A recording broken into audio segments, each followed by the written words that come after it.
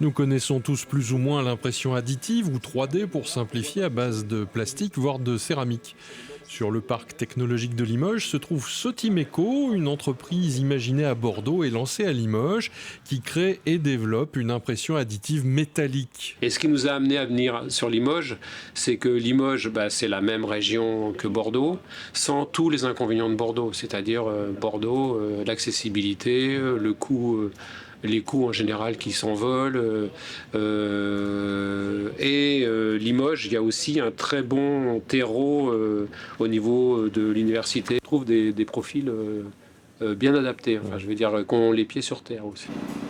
C'est un tout que propose la société. Dans ce qui ressemble à un module de chantier se trouve une machine complète, capable de travailler, une fois programmée, en autonomie pour créer ou réparer une pièce métallique par impression. C'est pas simplement la machine et puis après débrouillez-vous. Là, nous on fait des tests et on choisit la poudre, on choisit les matériaux, on rectifie, on usine derrière pour voir ce qui s'usine. Enfin, je veux dire. Donc là, on va vendre une machine avec l'application complète. Voilà. Alors là, nous sommes à l'intérieur de la machine, donc de l'imprimante 3D métal. Ici, on imprime du fil inox, mais on peut travailler avec d'autres métaux. Là, nous avons la tête, donc ça, c'est vraiment le cœur de métier de Sotimeco. Donc l'arrivée de la fibre optique laser avec des lentilles pour traiter le faisceau. L'arrivée du fil, qui est géré par ces moteurs-là. Et donc on a le fil et le laser qui arrivent en bas de la tête et qui permettent l'impression. Alors cette technologie a un petit nom, DED, ça veut dire quoi? DED, donc c'est Direct Energy Deposition. Donc c'est de venir rajouter localement de la matière avec un apport d'énergie. Et ici c'est un laser. Alors l'avantage de ce procédé, c'est pas de faire la pièce de A à Z, mais d'aller rajouter une fonction sur une pièce existante. Et donc on va cumuler les avantages de l'usinage et de la fabrication additive.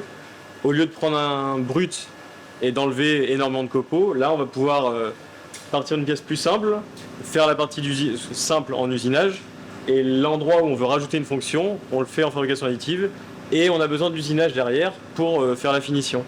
Ça évite de faire plein de passes d'ébauche en usinage. Le cœur de métier, c'est utiliser le savoir-faire que j'ai acquis en 40 ans dans la fabrication de pièces et dans la conception, pour développer des machines de fabrication additive qui vont être accessibles à des PME, en fait. Nous, ce qu'on essaye, c'est de fabriquer une machine qui soit facile à mettre en œuvre. Parce qu'en fait, les machines concurrentes, il faut un technicien, il y a une grosse mise en œuvre que nous, on n'a pas...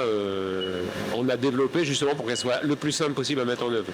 Là, par exemple, la première machine qu'on a livrée à Polytechnique, pour que vous ayez un ordre d'idée, elle fait 100 kg. Il la transporte dans un petit 10 mètres cubes qu'il loue à Leclerc. Et c'est les ingénieurs de Polytechnique qui refont le montage eux-mêmes, qui la remettent en route eux-mêmes, qui la rebranchent, qui refont toutes les connexions. Et ça, c'est notre stratégie, c'est-à-dire que la machine, quand on dit on veut démocratiser, c'est-à-dire que c'est pas une Rolls où il y a une seule personne qui peut y toucher. Le but, c'est qu'un technicien soit capable de la régler, que ce soit le plus accessible possible. En gros, les industriels arrivent avec une liste de problèmes et ici se trouvent les solutions. Comme pour cet essuie-glace destiné à un avion. Il y a un cahier des charges, il doit tenir 2500 heures, ça fait 12 ou 13 millions de cycles. On est arrivé à la moitié, il cassait. Donc on voit que la lame d'essuie-glace, enfin le balai, il va être là. Et puis ça, c'est le côté entraînement avec le moteur. Et donc là, par exemple, là, c'est la pièce où on est venu déposer la matière. Et puis après, c'est la pièce quand on l'a usinée là. Et là, aujourd'hui, ce qu'on a testé, à 3500 heures, ils sont toujours pas cassés. On fait avec le fil, 100% de la matière est utilisée pour fabriquer la pièce. Alors que des pièces comme ça, il reste plus que 10% de la matière de départ qui part en copeaux avec du lubrifiant qu'il faut retraiter. Donc en fait, déjà rien que par ce problème de rareté des matériaux, la jeune entreprise développe de nombreuses valeurs, dont celle de la transmission, en ouvrant son effectif à des alternants.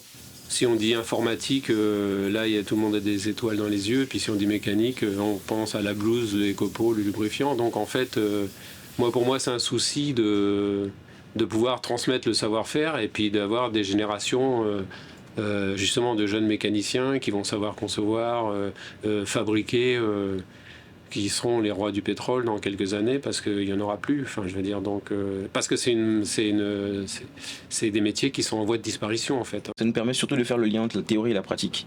Et surtout que quand on a la possibilité de toucher et de voir ce qui se passe réellement, c'est incroyable, c'est quelque chose de bien. Ce qui est bien, c'est qu'on peut voir le projet de A à Z. On conçoit les pièces, on conçoit la machine, puis après on fabrique les pièces sur le centre d'usinage. Et puis après, on est amené à monter les pièces ensemble pour former la machine.